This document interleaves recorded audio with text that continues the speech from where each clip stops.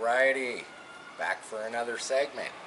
Said I was going to do a video on this copper car. By the way, Sharp Customs, we're rolling. It's a Wednesday afternoon. The weather here in southern Ontario has finally given us some nice warm sunlight. Seems like it's been forever that it's just been constant, just rain. Put it this way, for the last week, I've literally been running my wood stove through the day and the evenings because a little chilly for, first week of June. But anyhow, enough of that. Let's talk about this car. So I built this car basically from the ground up. This car actually came to me in many pieces. I got two frame rails. The tub was actually, I had this piece, the cowl, the other piece, no firewall. I had the two doors, I had the two rear quarters, a trunk deck, and a tail pan. And that is basically how this car arrived here. I should have had a picture of it. It was literally just a pile on my floor, and I was sitting there going, what am I supposed to do with this? Like wave my magic wand and hope that it all comes together. And the reason it was in pieces is because the people that bought it, it was a drivable running car when they bought it on like a old Oldsmobile frame. And what somebody else had done is they had widened the body 12 inches. This car was 12 inches wider. So it was up to me to figure out how to get it back to a stock size. And basically, yeah, get her all welded back together. Like if you look up here, you can see there's welds there. There's welds there. There's welds in the middle at the back where I had to put patch panels. Now, you're probably wondering, like this is all just tacked. I just left it that way because the whole intentions when I started on this car was to copperize a whole car. Pretty cool. If you get looking at it, you can see that there's tons. Here you got some, I don't know if the camera can catch it, but it's kind of a green in there, kind of patina, and that's not on the surface. That's actually underneath the diamond finish clear coat I put on here. Now you can see rust is happening. We got some bubbling, but it gives it, look at this back panel. This back panel is just crazy cool. Notice I did patch panels, left the weld.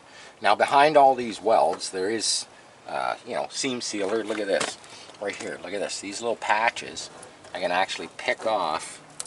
Look at this, the clear coat is coming off. Now, not so bad considering that this car was built more than 5 years ago, and every day this copperizing is patinaing and changing. Oh, there you go. Trunk lid's got some nice green going on, and I'm gonna assume that it's getting in from underneath through, like, pinholes in the sheet metal, whatnot.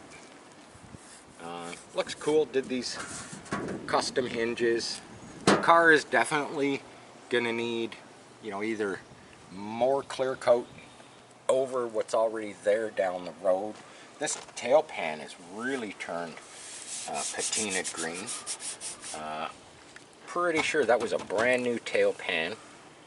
But yeah, this car was being built as a rat rod. We've got the spider on here as a I don't know if I made this. I think they partially had it, but I think it was something else and I changed it. It was I don't know, it had some other things out here. I'm not sure what it was supposed to be, but it's a spider now, and that's basically your handle to get in the back. There's just an aluminum fuel cell. Not much room in these cars. They got lots of stuff in here. Toolbox, battery. Yeah, not much room. And of course you notice that there's no latch on the trunk lid. This trunk lid does not move. It's got some weight. I built the this tube frame. This was made from, well, who knows what. I'm gonna say, yeah, pretty crude. Pretty crude. Look at all the dents in there to get my radius. But I just needed a frame, you know, to kind of stick underneath here to hinge it and hold it straight. And it works. It works good. It stays down, never bangs around. Of course, the roof, that's kind of an interesting thing because it was a whole afterthought. I started with the chains up front to hold the front radiator shroud, and the chains looked okay, but I figured it needed more, so I started creating a complete web. And then of course some of the web got cut out because I actually made this cool scoop for a car that I had. It's kind of cool. It's got that, you know, kind of skull alien looking thing. Yeah, I made it for my 53 Pro Street to go on my blower, and I stuck it on the car, and it didn't really suit my car, so basically I left the option open for them if they wanted it, and I think it goes great on this car. Looks freaking awesome. So the roof, back to the roof.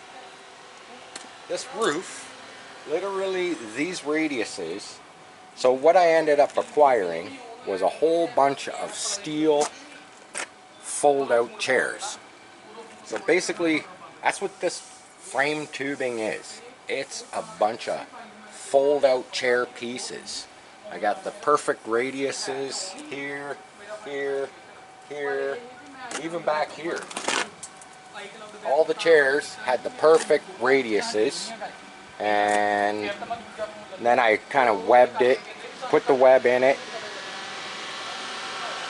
and yeah, it turned out good. I told them they should make a vinyl top just to, you know, stretch, maybe hook over the front, and it's only got to come to about here. You know, maybe some little mini bungees just to hold it on in case they ever get stuck in the rain. Some other cool features on this is the dash. We've got some copper eyes here. I'll open up the door. I'll show you the inner door handles. They're pieces of chain. We've got an original dash. I copperized these little inserts. They got some black in them, which makes it look patinaed. Did a nice piece of copper plate steel for the gauge insert. Of course, we've got the connecting rods for the shifter.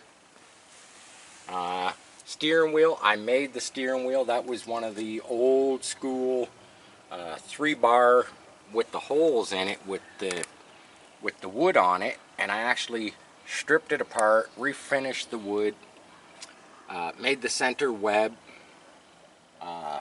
put brass fasteners to hold it all back together on the steel rim that's welded to the web, and then made the kind of a coppery, it's not really copper, a little spider, basically. Kind of an interesting fact. I'll sit here. Now, I've always told the owners you shouldn't really drive with this big old spider there, because, you know, if you had to brake hard or you hit something, you know, you plant your face on that, that's going to be kind of deadly. But I did design it so they could just take it off, and yes, there's still another nut there holding the steering wheel on. But I don't think they take it off. I think they drive with it on there. Hopefully they're careful. There we go. So yeah, this is the copper car. They've added some of their own, you know, spiders on it. You know, they did this cool looking snakeskin style interior. They got some of it back here for a little cushion. Obviously the speakers still need mounted in the back pan. The seat, it's a van seat. You pull the pins. It does move forward. There's a little bit of storage behind there, but as you can see, you know, even the tunnel here. We've got a little piece of tunnel here that I even copperized,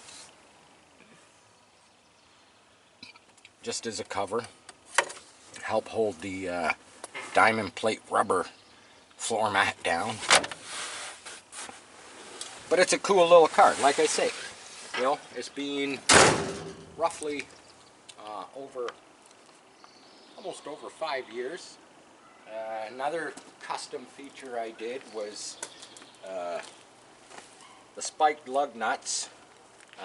They're actually the part that goes in this style alloy rim. Yeah, they just didn't fit, so I spun every single one of these 20 spiked lug nuts and machined them down so they fit into the rim properly, because they were actually designed like a conventional lug nut with just a taper, and it just pushes up against a steel wheel. So yeah, I had to machine them down so they slid through. You know, has a unirack for steering. You know, most of the other stuff, the leaf spring, the drop axle, it's all pretty standard. It's pretty standard. The car did have a small 144, maybe a 177, I don't remember. Did have a small supercharger on it at one point.